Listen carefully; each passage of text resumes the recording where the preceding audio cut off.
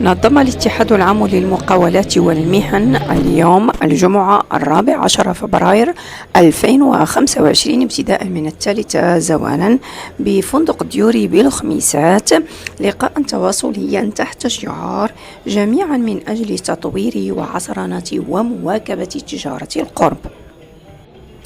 هذا اللقاء تم عقده بتنسيق مع المكتب الإقليمي وبشراكة مع وزارة الصناعة والتجارة والمديرية العامة للضرائب والمديرية العامة للصندوق الوطني للضمان الاجتماعي والإدارة الجماعية لبريد بنك.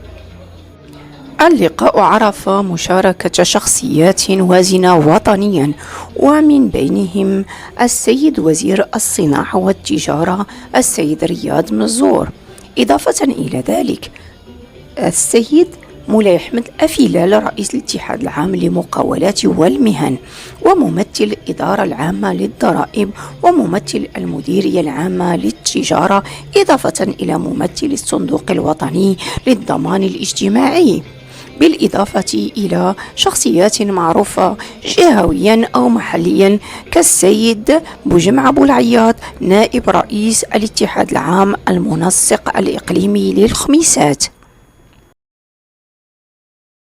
هذا اللقاء كذلك عرف حضور السيد رئيس جماعة الخميسات.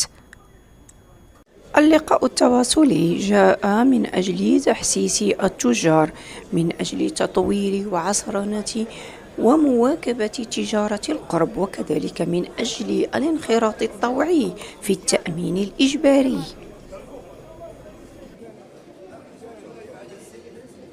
الاختصاص والترابي كل من إقليم الخميسات تفلت وإقليم سيدي قاسم وسيدي سليمان، ثم عملت على إحداث وحدات الاستقبال والمساعدة والتواصل مع الملزم على مستوى كل تقسيمة من التقسيمات التابعة للمصلحة. الغاية من خلق هذه الوحدات هي تقريب الإدارة من المواطن الملزم والتفاعل بشكل فعال وناجع مع مطالبه واحتياجاته في المجال الجبائي. شكرا على انتباهكم والسلام عليكم.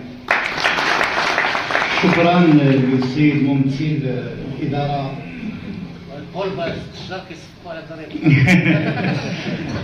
السيد ممثل الإدارة العامة للضرائب.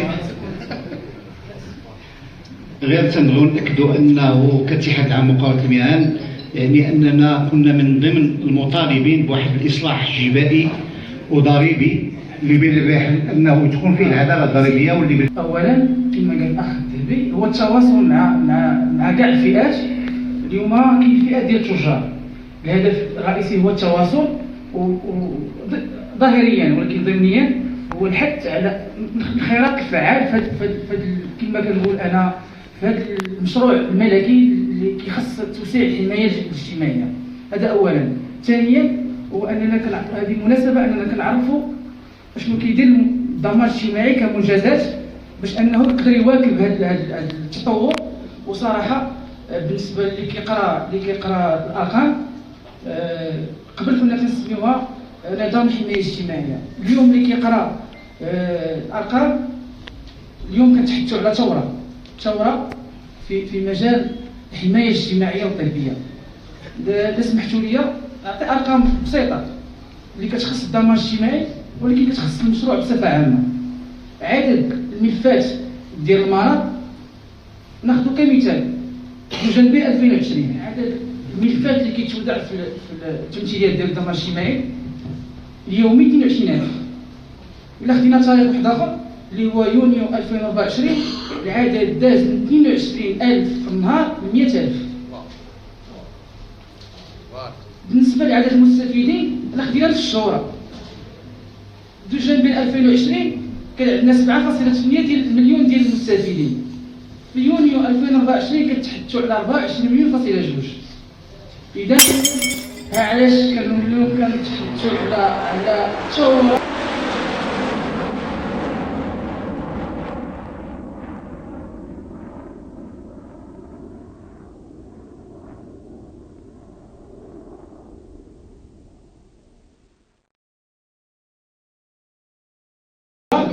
في مجال الحماية الاجتماعية العمري ديال الفئات اللي شملاتهم التوسيع ديال الحمايه الاجتماعيه. كنا كنعتقدوا في الاول ان غيكون 20 عام 25 30 27% ديال التوزيع العمري ديال الفئات اللي دخلوا معنا جداد اكثر من 60 عام. يعني الا خدينا المتوسط السن المتوسط هو 52 سنه.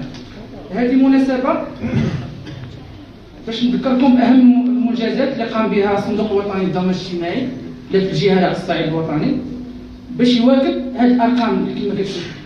هذه الارقام لو اننا عولنا على اننا بطريقه تقليديه وكالات باش كنستقبلوا الزبناء ما يمكنش الصندوق الوطني للضمان الاجتماعي.